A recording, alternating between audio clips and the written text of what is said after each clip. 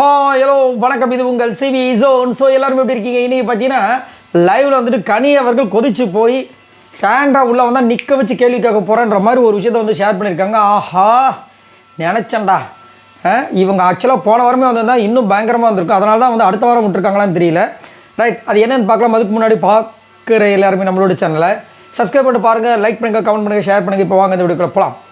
So இப்போ வந்து கனி, சுபிக்ஷா, விக்ரம் 3 பேரும் பேசக்கூடிய விஷயம் வந்துச்சு. அதில் வந்து கனி வந்துட்டு என்ன சொல்கிறாங்கன்னா, இந்த செலிப்ரேஷன் கூட நம்ம கெடுக்க வேண்டாம், ஆனால் எனக்கு சில விஷயங்கள் கேட்க வேண்டியது இருக்குது இந்த வீட்டில். அதுவும் சாண்ட்ரா சப்போஸ் உள்ளே வந்தாங்கன்னா அவங்கள நிற்க வச்சு நான் கேள்வி கேட்க போகிறேன். என் மைண்டுக்குள்ளே ஒன்று இருக்குது, அதை நான் கண்டிப்பாக கேட்டு தீர்வேன்.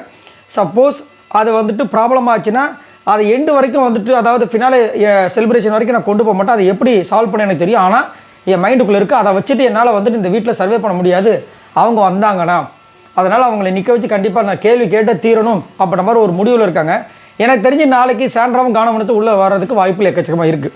அப்போ நாளைக்கு ஒரு சம்பவம் இருக்குது அப்படின்றது நல்லாவே தெரியுது.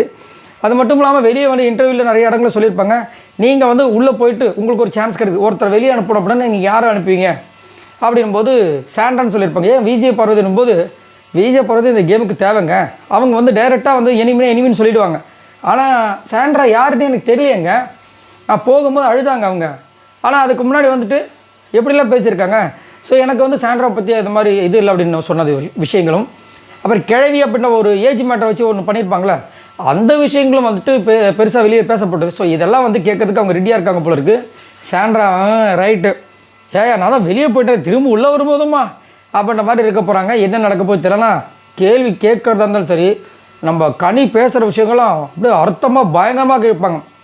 விஜய் பார்வதிக்கே டஃப் கொடுப்பாங்கன்னா பார்த்துக்குங்க. அந்த அளவுக்கு வந்துட்டு ஒரு சில விஷயங்களை பேசும்போது நம்மளுக்கு ஒரு மாதிரி இருக்கும்.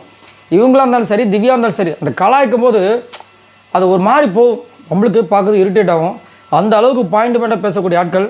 சாண்ட்ரா என்ன ஆக போகிறாங்கன்னு தெரியல. இதை பற்றி உங்களோட கருத்துக்களை சொல்லுங்கள்.